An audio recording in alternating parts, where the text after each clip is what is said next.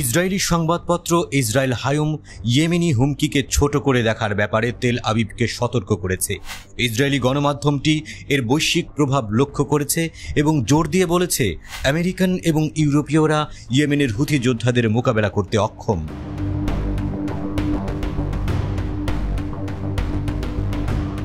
সংবাদপত্রটি বলছে যুক্তরাষ্ট্র এবং ইউরোপ কৌশলগত সমস্যাগুলো মোকাবেলা করার জন্য ইসরায়েলের পক্ষে লড়াই করছে, তবে সেই লড়াই যথেষ্ট নয়।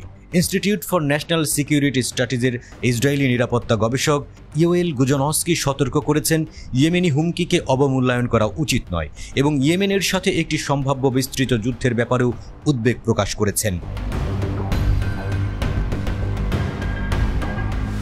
গুজনস্কি ইয়েমেনিদের সামরিক সক্ষমতার ব্যাপারেও কথা বলেছেন। তিনি জানিয়েছেন হুথি যোদ্ধারা জানে কিভাবে ক্ষেপণাস্ত্র, ড্রোন এবং বিস্ফোরক নৌকা তৈরি করতে হয়। তিনি উল্লেখ করেছেন ইয়েমেনিরা সমুদ্রে ইসরায়েলি স্বার্থকে ক্ষতিগ্রস্ত করতে এবং আল রাশাস ইসরায়েলি বসতিকে ক্ষতিগ্রস্ত করতে কাজ করছে।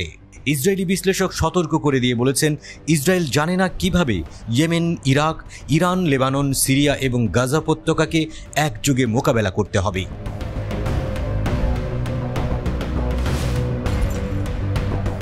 ইয়েমেনের বিরুদ্ধে চলমান মার্কিন ব্রিটিশ আগ্রাসন সত্ত্বেও ইয়েমেনি সশস্ত্র বাহিনী লোহিত সাগর, আরব সাগর, ভূমধ্য সাগর এবং ভারত মহাসাগরের ইসরায়েল সংশ্লিষ্ট জাহাজের বিরুদ্ধে তাদের সামরিক অভিযান চালিয়ে যাচ্ছে। প্রতিরোধের পরিবর্তে হুথি যোদ্ধারা এই পশ্চিমা আগ্রাসনের প্রতিক্রিয়ায় আমেরিকান এবং ব্রিটিশ জাহাজগুলোকেও লক্ষ্যবস্তু করছে।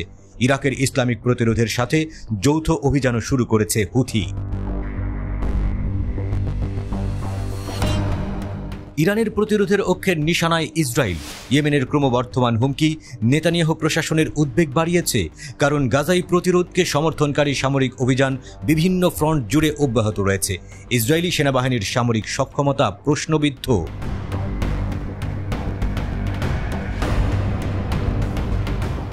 ইসরায়েল হায়ুম যখন লোহিত সাগরে ইয়েমেনি সামরিক অভিযানের বিশ্বব্যাপী প্রভাব নিয়ে আলোচনা করেছে, তখন ব্লুমবার্গ রিপোর্ট করেছে কেপ অব গুড হোপের চারপাশে চলাচলকারী জাহাজগুলি প্রতিকূল আবহাওয়ার মুখোমুখি হচ্ছে।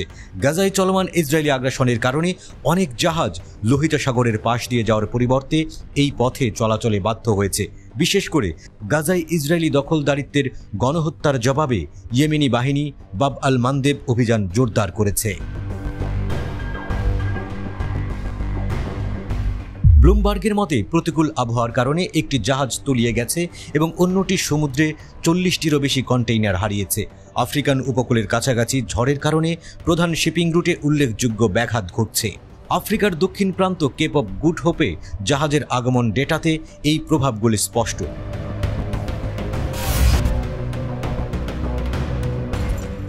ব্লুমবার্গের রিপোর্টে বলা হয়েছে ক্লার্কসন রিসার্চ সার্ভিসেস লিমিটেডের মতে এই সপ্তাহের শুরুতে শুধুমাত্র 18টি গভীর সমুদ্রের পণ্যবাহী জাহাজ এসেছিল।